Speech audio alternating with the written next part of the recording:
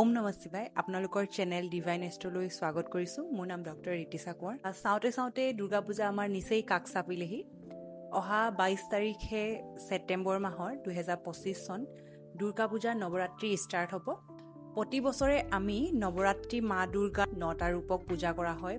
আজিৰ এই ভিডিঅ'টোত মই আপোনালোকক মা দুৰ্গা কিহত আগমন আৰু গমন হ'ব সেই বিষয় বস্তুখিনি জনাম আৰু তাৰ তাৎপৰ্য কি আছে, তাৰ লগত আমাৰ জীৱনত কি পৰিৱৰ্তন আহিব পাৰে সেই বিষয় বস্তুখিনিৰ লগতে আপোনালোকক মই এই নৱৰাত্ৰি 9টা ৰং কোনকেইটা ৰং আপোনালোকে ইউজ কৰিব লাগে আৰু তাৰ আমাৰ জীৱনত কেনেধৰণে সেই ৰঙে প্ৰভাৱ পেলায় কিছুমান গুপ্ত তথ্যও আপোনালোকৰ লগত শ্বেয়াৰ কৰিম। সেয়েহে আপুনি এই ভিডিঅ'টো শেষলৈকে চাব। চেনেলটো মই নতুনকৈ খুলিছোঁ, সেইবাবে সকলোৱে মোক ছাপোৰ্ট কৰিব বুলি আশা কৰিলোঁ। এই চেনেলটো ছাবস্ক্ৰাইব কৰি লয় যাতে, আৰু আহিবলগীয়া দিনকেইটাতো মই এনেধৰণে বহুতখিনি টপিকৰ ওপৰত ভিডিঅ' লৈ আনিম আপোনালোকৰ বাবে। কমেণ্টত সকলোৱে জয় মা দুৰ্গা লিখিবলৈ নাপাহৰিব। এইটো পৰিছে সোমবাৰ, শুক্লপক্ষ, আৰু এই বছৰৰ অষ্টমী পৰিছে 30 ছেপ্টেম্বৰ আৰু বিজয়া দশমী পৰিছে 2 অক্টোবৰ। বহুত বিশেষ গুৰুত্ব আছে আমাৰ সমাজত আৰু সকলোৰে বিশ্বাস যে মা দুৰ্গা আহি কেনে আমাৰ সকলো জীৱনৰ সমস্যা দূৰ কৰে আৰু আমাৰ জীৱনৰ নেগেটিভিটিখিনি আঁতৰাই লৈ যায়। এইবাৰ যিহেতু 22 তাৰিখ পৰিছে পূজাৰ দিন, 22 তাৰিখটো আমাৰ ৰাহু এনাৰ্জিত আহিছে। ৰাহু এনাৰ্জিত আহিলেও এইটো মাষ্টাৰ নম্বৰ হৈ কেনে ৰাহুত আহিছে। অবভিয়াছলি টেষ্ট ল'ব, সেইকাৰণে নিজক ডিষ্ট্ৰেক্ট হ'বলৈ নিদিব আৰু ভালকৈ আপোনালোকে পূজাত মন দিব। 9টা দিনত পাৰিলে আপোনালোকে নিজৰ ঘৰখনত ধূপ ধূনা জ্বলাই কেনে মা দুৰ্গাক স্মৰণ কৰিব, মা দুৰ্গাৰ মন্ত্ৰ পাঠ কৰিব। আহক এতিয়া আমি জানো যে মা দুৰ্গা এইবাৰ 2025 চনত কিহত আগমন কৰিব, অৰ্থাৎ কিহত আহিব। এইবাৰ মা দুৰ্গা আহি আছে গজ অৰ্থাৎ হাতীত, আৰু এয়া খুবেই ভাল বুলি মানা যায় শাস্ত্ৰমতে। হাতীত যেতিয়া মা দুৰ্গা আহে আমাৰ জীৱনলৈ ধন সম্পত্তি, কৃষিৰ ক্ষেত্ৰতো ভাল ফল আনে আৰু শান্তি সমৃদ্ধি আমাৰ জীৱনলৈ কঢ়িয়াই লৈ আনে।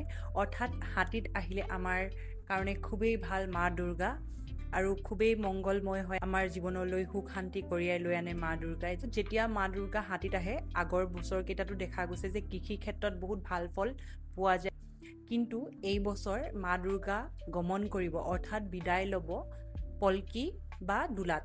কিন্তু পলকি বা দোলাত যেতিয়া মা দুৰ্গা গমন কৰে সেইটো ইমান ভাল বুলি বিচাৰ কৰা নাযায় শাস্ত্ৰমতে। মা দুৰ্গা যেতিয়া পলকি বা দোলাত গমন কৰে তেতিয়া আমাৰ জীৱনলৈ কিছুমান দুখ কষ্ট আহে। বছৰৰ শেষৰ ফালে অৰ্থনৈতিক ক্ষেত্ৰত অলপ বাধা অহা দেখা যায়, কাম কাজত বাধা দেখা যায় আৰু শাস্ত্ৰমতে মা দুৰ্গা পলকিত গমন কৰিলে বা বিদায় ল'লে ইমান শুভ নহয় বুলি বিচাৰ কৰে।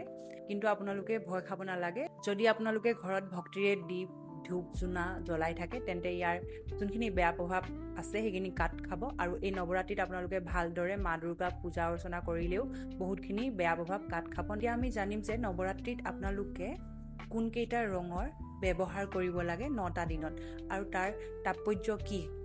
এই 9টা ৰং আপোনালোকে যেতিয়া ইউজ কৰিব তেতিয়া আপোনালোকৰ জীৱনত কি ধৰণৰ পৰিৱৰ্তন আহিব পাৰে। প্ৰথম দিনটোত আমি পিন্ধিব লাগে বগা ৰং। বগা ৰংটোৱে আমাৰ জীৱনলৈ আনিব সুখ শান্তি। আৰু ছেকেণ্ড দিনা আমি পিন্ধিব লাগিব ৰঙা ৰংটোৱে বুজায় পাৱাৰক। আৰু থাৰ্ড ডে পিন্ধিব লাগিব আমি ব্লু কালাৰটোৱে আমাক বুজায় প্ৰস্পেৰিটি। আৰু ফ'ৰ্থ ডে পিন্ধিব লাগিব আমি য়েল্ল'টোৱে বুজায় আমাৰ জীৱনত জয়। ফিফ্থ ডে আমি পিন্ধিব লাগিব গ্ৰীণ কালাৰটোৱে আমাৰ জীৱনলৈ ষ্টেবিলিটি লৈ আনিব।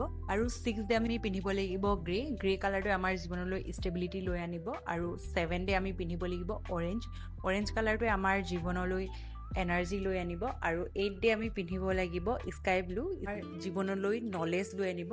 আৰু আমি পিন্ধিব লাগিব পিংকটোৱে আমাৰ জীৱনলৈ ভাল পোৱা লৈ আহিব, লাভ হাৰমনি লৈ আহিব। এই গোটেইকেইটা ৰং মা দুৰ্গাৰ 9টা ৰূপৰ লগত মিলাই কেনে পিন্ধা হয়। আৰু আহিবলগীয়া ভিডিঅ'ত মই আপোনালোকৰ কাৰণে লৈ আনিম মা দুৰ্গাক আপোনালোকে কেনেকৈ পূজা অৰ্চনা কৰি কেনে প্ৰসন্ন কৰিব পাৰিব এই নৱৰাত্ৰিত। আৰু আপোনালোকৰ বিশেষ কিছুমান যদি সমস্যা আছে তাৰ বাবেও মই ইতিহাসীয় কিছুমান গুপ্ত ৰেমেডিজ লৈ আহিম নেক্সট ভিডিঅ'ত। সকলোৱে যদি এই চেনেলটো ছাবস্ক্ৰাইব কৰি লয় আৰু আহিবলগীয়া দিনতো যাতে মই এনেধৰণে আপোনালোকৰ কাৰণে ভিডিঅ' লৈ আহিব পাৰোঁ। সকলোৱে মা দুৰ্গা লিখিবলৈ নাপাহৰিব।